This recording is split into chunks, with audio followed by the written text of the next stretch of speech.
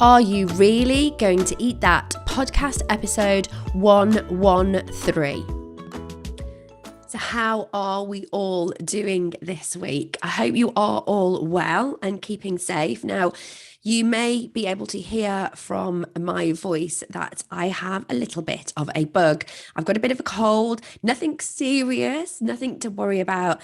But actually, it prompted me to kind of think about this week's episode and to record this episode. And I wanted to talk a little bit about our immune system, which is something obviously, in the last couple of years, 18 months now, we have been talking about more and more. And it's something that we are all becoming a little bit more aware of. The first thing I want to say is it's actually the immune response that we are concerned with. We want to have an appropriate immune response, and we need our immune system to be working all the time and efficiently. And it does. It is the most complex part of our body, the most complex system. And it reacts to infections and viruses, and often we don't know anything about it. It is a network of cells and tissues and organs that just work together to defend us against any kind of foreign invader. There are many parts of it, and some of the parts of it that the immune system are, it's our white blood cells. You might think it's our antibodies. It's called the complement system, the lymphatic system, the spleen and the thymus and the bone marrow are all part of our immune system. Our skin and our mucous membrane. So, our saliva is part of the immune system. Think about where a lot of that where a lot of pathogens are going to come in. They're going to come through the nasal passage or the mouth. So one of the first lines of defense is, our mouth saliva. It's the other parts of it, the cells. So you might hear things like T helper cells, natural killer cells, my favorite, memory cells. So there's lots of terminology that you may well have seen sort of bandied around, or you may have read, if you've picked up a review and said, what is your immune system? How does it work? And it's very complex and it can be quite confusing, I think. So this week, I'm going to kind of try and cut through that and actually give you some practical advice and talk to you about, in a way that I hope will make sense to you. It's a way that makes sense to me when I was learning about all this and learning about memory T cells and NK cells and all this. It's a lot to take in. B lymphocytes, all these kind of terms that just don't really kind of register with us. So we're going to talk about the immune system today in real practical terms and in ways that I hope you will understand. We have two forms of immune response, basically two main forms. One is called the innate immune system, and one is called the adaptive immune system. So the innate immune system it's part of our first line of defense, but it's the part of the immune system that we're born with. It just kills anything that it kind of like it recognizes. So it's a big bully boys, really, and it kind of says, right, okay, we're here. It's a kind of we're here. We want to see if there's anything going on. If there's anything that we look at that is like remotely doesn't look like us, we're just going to kill it, get rid of it, neutralize it, kill it. So that they're on high alert, constantly getting rid of anything that comes into our system.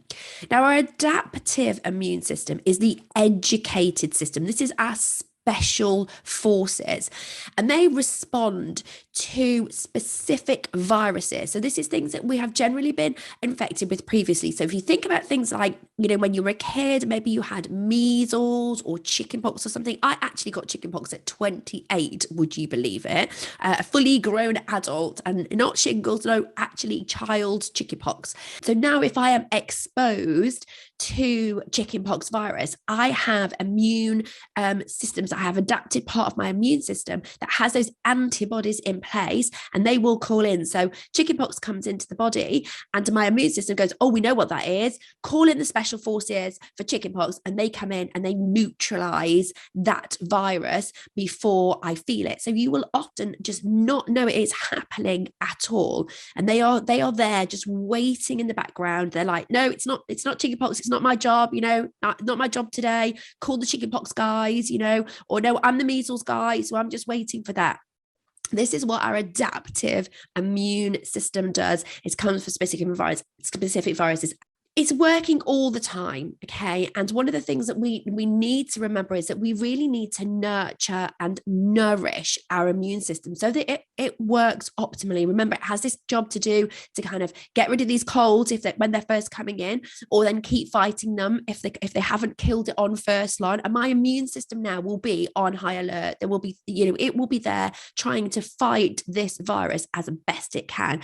So we need to give it the best, to support it, then nurture it and nourish it in the best way properly. We want it to do an appropriate response. And this is the key thing that I'm going to talk about a lot during this is we want it to react appropriately. So what we need it to do is we need it to come in, kill the invader, and then return to its monitoring stage. So it can be really affected by our diet, our environment, and lifestyle. So stress and high physical exercise can have a real negative effect on its function, as well as foods, a highly processed diet, too much sugar, too much processed foods. This is the problem. Really, it's really important that our immune system is able to recognize the self or the invader.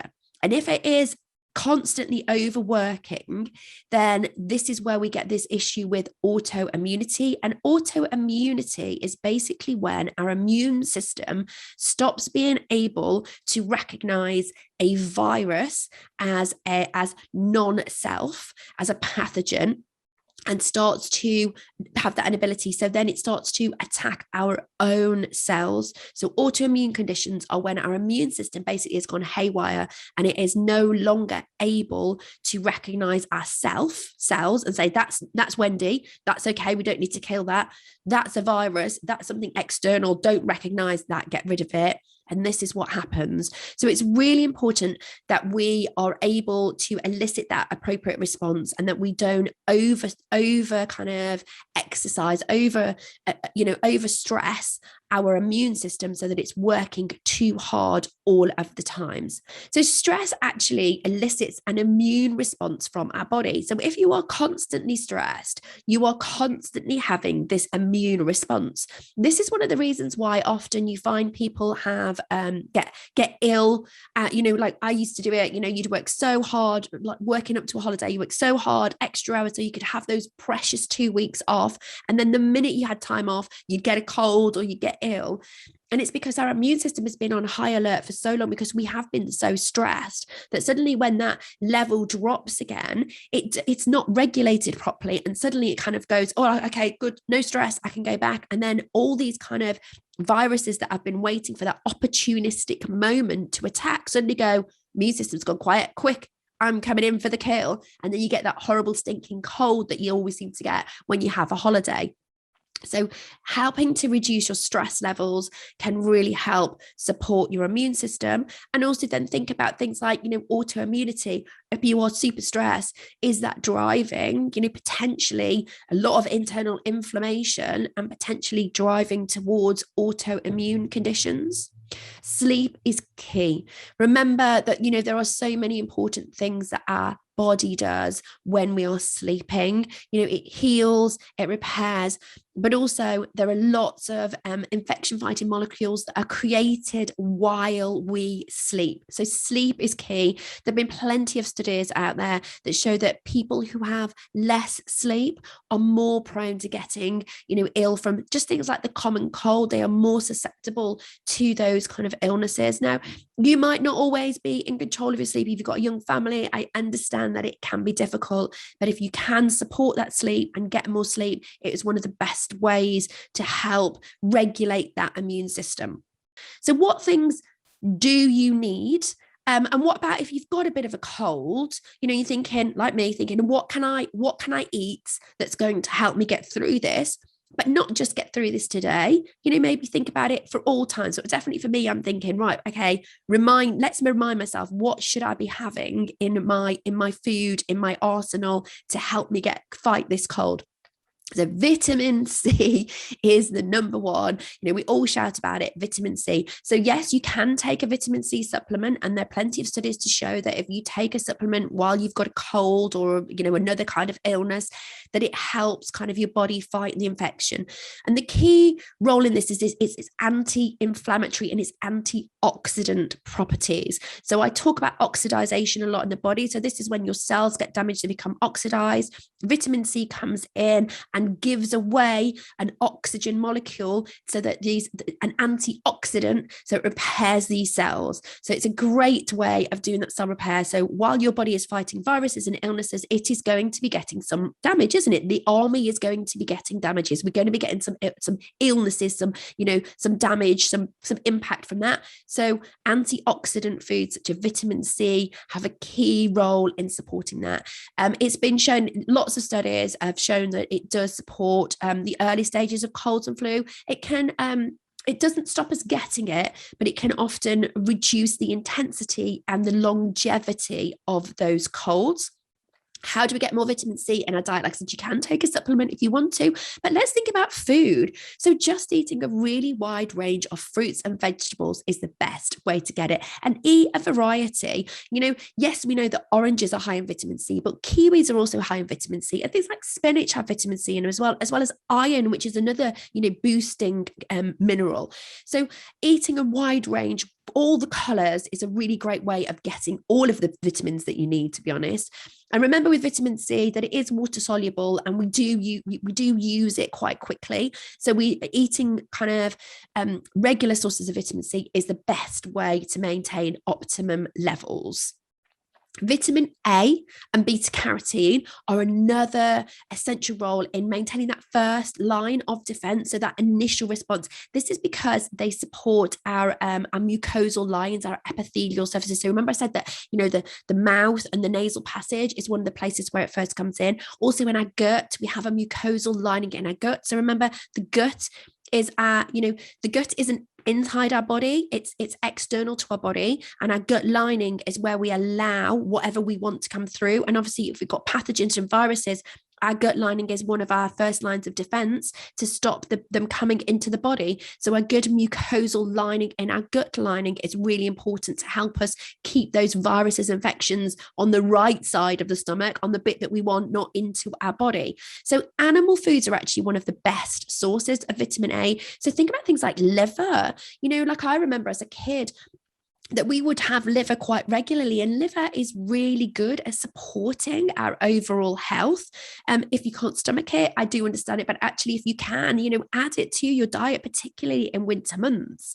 I'm not a huge fan. I can just about do chicken livers, but not a great deal else, but I do try and include it whenever I can. Other sources are things like fish, cheese, and eggs. And then for plants, think orange. I would say think orange and green. So things like sweet potatoes, squashes, carrots and things, and then your brassicas, your green leafy vegetables, they're all good sources of beta carotene to get them into your diet. So, and this time of year, lots of squashes and things around. So it's a great time, those winter veg often because of orange veg. So this is a really good time, an appropriate time. Don't you love that? The world gives us at the time when we need it. It gives us those squashes and those sweet potatoes and carrots in abundance at the time of year when we need it. Brilliant, isn't it? Nature is amazing.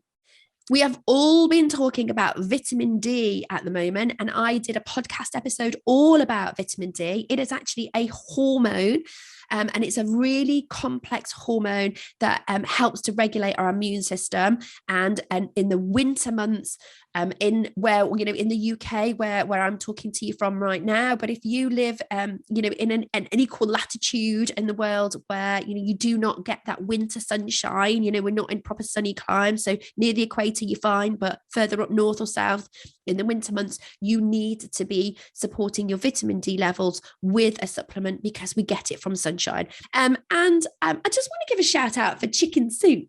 So the old fashioned, we've heard of the Jewish chicken soup helping to fight a cold, and actually it does help fight a cold. So the magic ingredient is L-carnosine, and it's believed to fight off early stages of colds and flu, and it supports our respiratory system. So it supports our lung function.